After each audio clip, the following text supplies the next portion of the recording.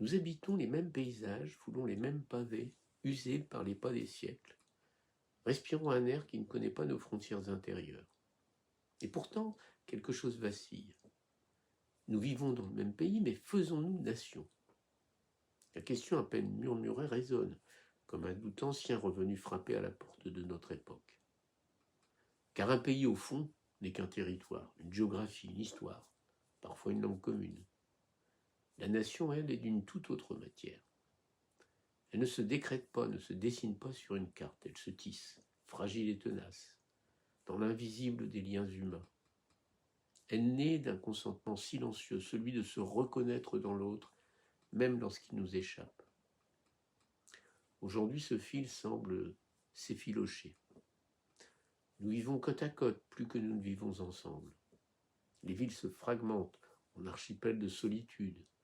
Les regards se croisent sans se rencontrer. Chacun habite son monde, ses certitudes, ses inquiétudes. Et les mots eux-mêmes se fissurent, ils n'ont pas toujours le même sens selon celui qui les prononce.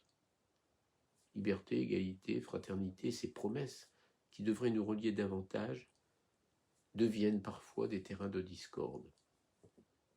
Il ne s'agit pas d'une rupture brutale, mais d'un lent éloignement, comme deux voyageurs qui marchent dans la même direction, sans plus partager la route.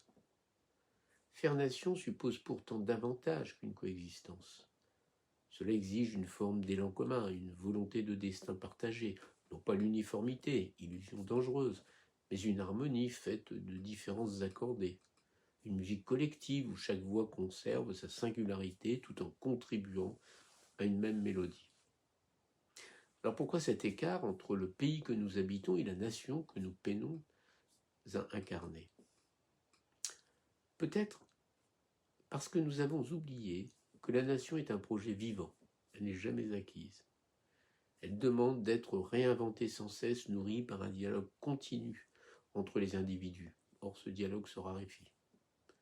Nous parlons beaucoup, mais nous écoutons peu.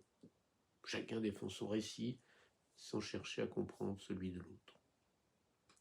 À cela s'ajoute une fatigue démocratique, une défiance diffuse envers les institutions, les élites, parfois même envers l'idée d'un bien commun.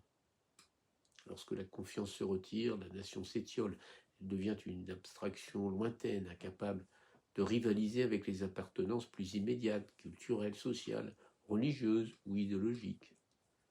Et pourtant, tout n'est pas perdu, car la nation n'est pas un vestige du passé, elle est une promesse encore possible. Mais elle exige des efforts lucides. D'abord, il nous faut réapprendre à nous voir, non pas à travers les filtres simplificateurs qui réduisent l'autre à une étiquette, mais dans sa complexité.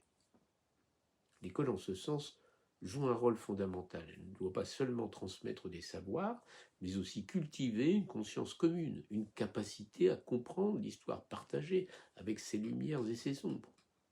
Faire nation, c'est accepter cette mémoire collective sans la nier ni la sacraliser. Ensuite, il faut recréer des espaces de rencontre, des lieux où les différences ne sont pas contournées mais traversées.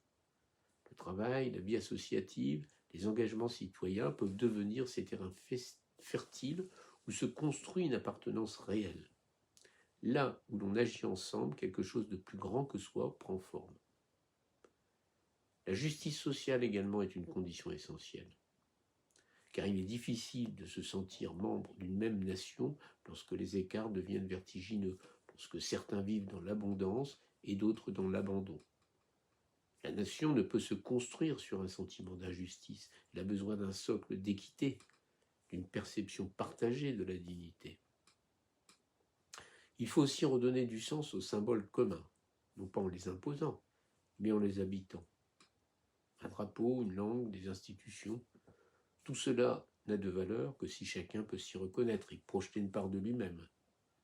La nation ne se nourrit pas de slogans, mais d'adhésions intimes. Enfin, il nous faut retrouver le goût du futur.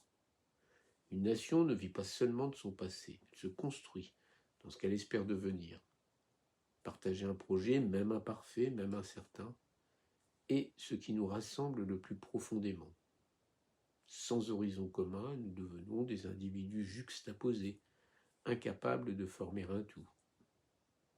Faire nation ensemble, en somme, est un acte de volonté autant qu'un mouvement du cœur. C'est choisir, malgré les fractures, de ne pas renoncer à l'idée que quelque chose nous relie. C'est accepter que ce lien soit imparfait, fragile, parfois conflictuel, mais précieux. Nous vivons dans le même pays, oui, et peut-être que la nation n'est pas encore pleinement là, mais elle n'est pas absente pour autant. Elle sommeille dans nos gestes de solidarité, dans nos élans de compréhension, dans ces instants où, sans même y penser, nous faisons un pas vers l'autre. La nation n'est pas un héritage figé, elle est une œuvre en cours, une œuvre exigeante, jamais achevée. Et si elle nous échappe parfois, ce n'est peut-être pas qu'elle disparaît, mais qu'elle attend, patiemment, que nous choisissions à nouveau de la faire vivre.